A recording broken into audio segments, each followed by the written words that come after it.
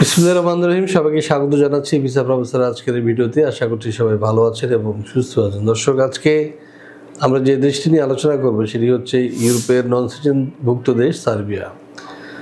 দর্শক, আপনারা নিশ্চয়ই জানেন যে সার্বিয়ার ভিসা হচ্ছে, সার্বিয়া অনেকে অনলাইন করেছেন এবং অনেকেরই আপনার ইতিমধ্যে ভিসা অ্যাপ্রুভাল হয়ে গেছে এবং আশা করা যাচ্ছে অতি শীঘ্রই ইনশাল্লাহ ফ্লাইটগুলো শুরু হবে। তো দর্শক, আপনারা জানেন যে সার্বিয়া যেতে কোনো এম্বাসি ফেস করতে হয় না এবং বাংলাদেশে থেকেই এই ঘরে বসে ভিসা পাওয়া যায় এবং সার্বিয়ার কর্মপরিসর অত্যন্ত ভালো। তো আজকে সার্বিয়ার বিস্তারিত তথ্য আবারও তুলে ধরবো 2025 সালের সর্বশেষ আপডেট। সাথেই থাকবো।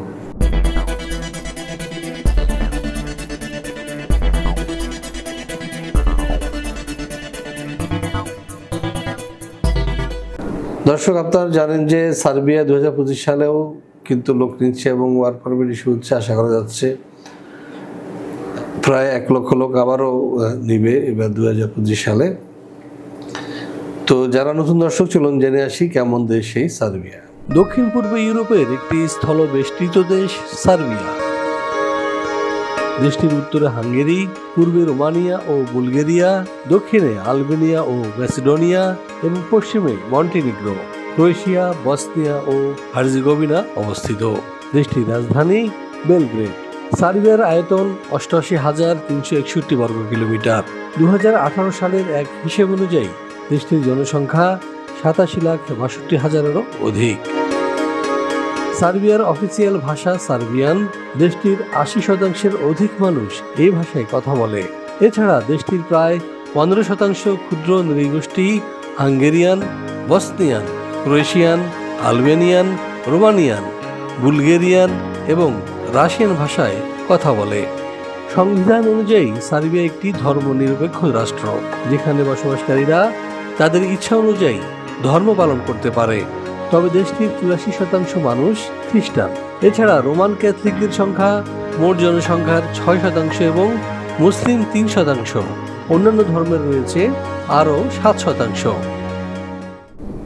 হ্যাঁ দর্শক, আমরা জেনে আসলাম কেমন দেশে সার্বিয়া। এবার আমরা জানবো এদেশে বর্তমানে কি ধরনের কাজ রয়েছে। চলুন জেনে আসি একটি ভিডিও প্রতিবেদন থেকে।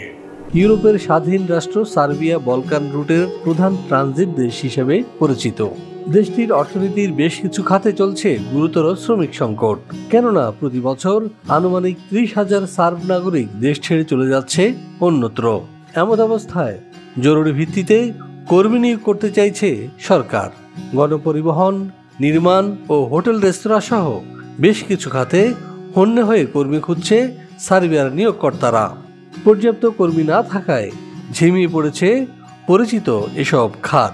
চলতি বছরের ফেব্রুয়ারি থেকে সার্বিয়ায় বিদেশিদের কর্মসংস্থান সংক্রান্ত নতুন আইনের আওতায় ওয়ার্ক পারমিট পাওয়া আগের চেয়েও অনেক সহজ হয়েছে। নতুন এই আইনে রেসিডেন্ট পারমিটের অনুমতি এবং ওয়ার্ক পারমিট পাওয়ার পদ্ধতিকে করা হয়েছে একীভূত।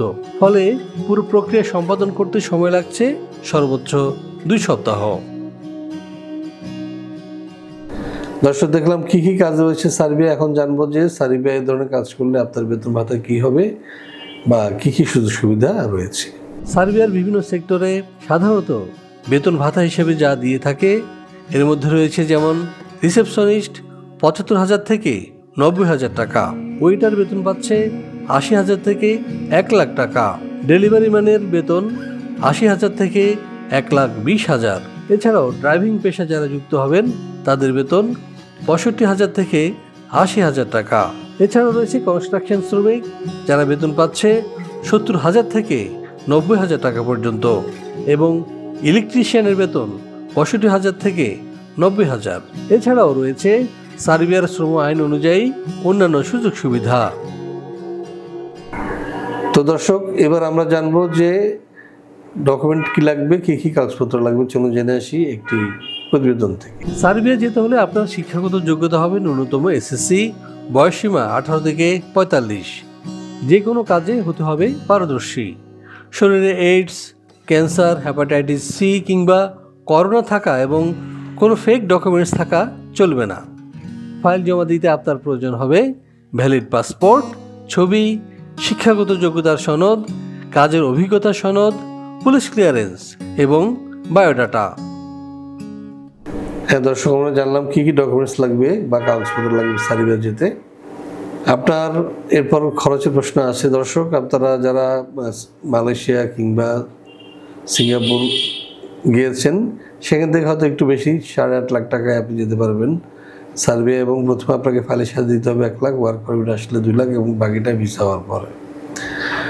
আপনারা যদি ভিসা প্রসেসের মাধ্যমে যেতে চান তাহলে পাশে দেওয়া নাম্বার ফোন দিন অথবা সরাসরি চলে আসেন আমাদের অফিসে। আমাদের অফিসের ঠিকানা হাউস 67 রোড 5 বেনুলবাড্ডা, ডিআইটি প্রজেক্ট, ঢাকা।